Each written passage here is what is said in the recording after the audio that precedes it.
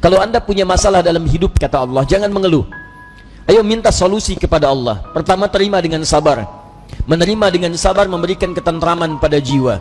Minimal jiwa tenang dulu walaupun solusi belum datang.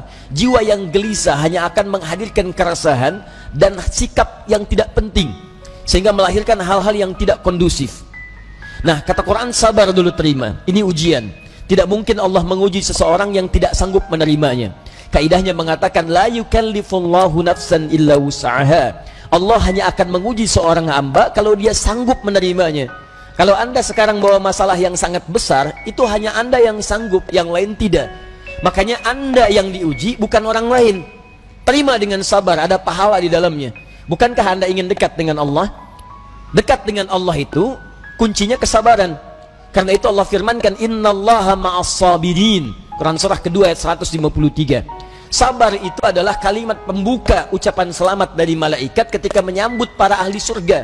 Bukankah Anda ingin masuk surga? Maka di Quran surah ke-13 ayat ke-24, malaikat disebutkan dalam Quran menyambut ahli surga pertama kali dengan kalimat sabar. Salamun alaikum bima sabartum fa ni'ma uqbaddar. Selamat ya, Anda sabar saat di dunia. Sabar. Dengan sabar ini Anda bisa masuk surga. Silahkan nikmati tempat yang belum pernah Anda nikmati dan rasakan sebelumnya. Sabar. Dan sabar itu selalu bersanding dengan ujian. Quran surah kedua Al-Baqarah ayat 155. Ya, walanabluwannakum bisyai'in minal khauf wal ju' wa naqsin minal amwal wal anfus wath thamarat wa basyiris sabirin. Setiap yang hidup akan kami uji dengan berbagai persoalan kehidupan, bukan untuk membebani, kata Allah, tapi meningkatkan kualitas kehidupan. Sebab seorang yang tidak diuji tidak akan ketahuan peningkatan kualitas hidupnya. Anak SD yang tidak ujian sulit bagaimana mengukur kapasitas ilmunya untuk layak masuk SMP. Anak SMP yang tidak ikut ujian sulit diukur apakah kualitas keilmuannya bisa nggak masuk dia ke SMA. Demikian dalam hidup, ketika kita diuji, hakikatnya Allah ingin meningkatkan kualitas kehidupan, bukan ingin membebani hidup kita menjadi banyak dengan persoalan. Ada yang gelisah, kata Quran. Ada yang kemudian berkurang harta benda. Ada yang makanannya kemudian belum didapati. Ada yang sakit sampai dengan wafat. Ada yang proyeknya mungkin diambil oleh orang lain. Tapi kata Allah, berbahagialah ketika Anda diuji dengan itu semua. Hal yang Anda lakukan pertama kali adalah sabar. Wa basyiris sabirin. Sabar. Tapi yang paling menarik, sabar itu tidak mudah. Tapi ada yang lebih susah dibandingkan dengan sabar, yaitu khusyuk. Khusyuk. Karena itu ketika Allah menyandingkan sabar dengan khusyuk, wasta'inu bis sabri was salah. Jika Anda punya masalah, terima dulu dengan sabar, minta tolong lewat salat.